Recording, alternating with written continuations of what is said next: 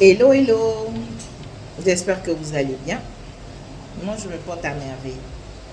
Aujourd'hui, nous allons parler des avantages qui sont négociables lorsque vous cherchez à intégrer une nouvelle entreprise ou une entreprise avec laquelle vous êtes en train de faire des discussions par rapport à un nouvel emploi.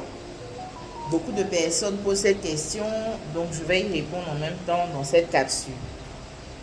Pour ceux qui ne me connaissent pas, je suis Christelle Betty-Bro, experte en gestion des ressources humaines, qui totalise 14 ans d'expérience dans la gestion des RH. J'ai obtenu le prix LinkedIn Top Choice Africa 2021 et 2022. Et j'ai également obtenu le prix LinkedIn Top Voice pour l'année 2023, catégorie RH. Donc, quels sont les avantages que vous devez négocier ou que vous pouvez négocier lorsque vous obtenez un emploi?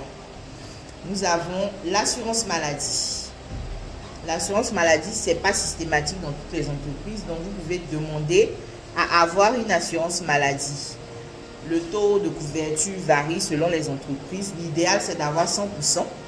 Mais à défaut, si vous ne pouvez pas avoir 100%, vous pouvez demander au moins 80, 90 ou 70%.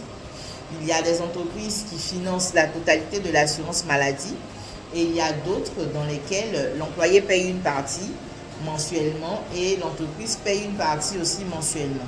Ça dépend de la politique de l'entreprise. Donc ça, c'est le premier avantage. Le deuxième avantage que vous pouvez demander, c'est une dotation carburant pour vos déplacements de la maison jusqu'au travail. C'est quelque chose que vous pouvez demander qui peut faire partie de votre package, la dotation carburant. Le montant peut varier selon ce que vous voulez. Ça peut être 30 000, 50 000, 100 000, 150 000. Ça dépend de la taille de l'entreprise et aussi du poste que vous allez occuper. Ensuite, vous avez la possibilité de négocier pour avoir un véhicule de service, un véhicule de fonction, selon le type de poste que vous occupez, bien entendu. En général, c'est pour les cadres, les directeurs, les responsables, à un certain niveau de l'échelle. Voilà, vous pouvez négocier afin d'avoir cet avantage-là. Vous avez la possibilité aussi de demander une prime pour la restauration. Vous avez la possibilité de demander une prime pour votre logement. Vous avez la possibilité de demander aussi certains avantages comme par exemple le financement de la scolarité de vos enfants. Ce sont des avantages que vous pouvez demander.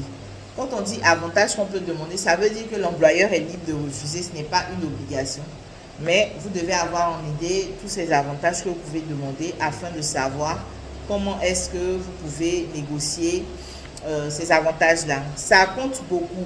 Vous pouvez par exemple avoir un salaire peut-être qui est bas, mais vous pouvez avoir ces avantages-là qui vous permettent de mieux vivre par rapport à quelqu'un qui a un salaire supérieur. Je dis n'importe quoi. Un exemple, par exemple, quelqu'un qui a un salaire de 300 000, qui n'a pas d'assurance maladie, et quelqu'un, par exemple, qui a un salaire de 200 000, qui a une assurance maladie. Moi, personnellement, j'aurais préféré les 200 000 avec l'assurance maladie pour ma famille et moi. Parce que, par exemple, lorsqu'on a des enfants, on sait tous que les enfants tombent beaucoup malades. Et s'il faut chaque fois sortir des sous, c'est un peu compliqué. Donc, lorsque vous avez des offres, il faut vraiment voir les packages que vous avez autour afin de faire le choix du meilleur package qui vous va. Voilà, je vous souhaite une excellente fin de journée et à bientôt pour de nouvelles capsules.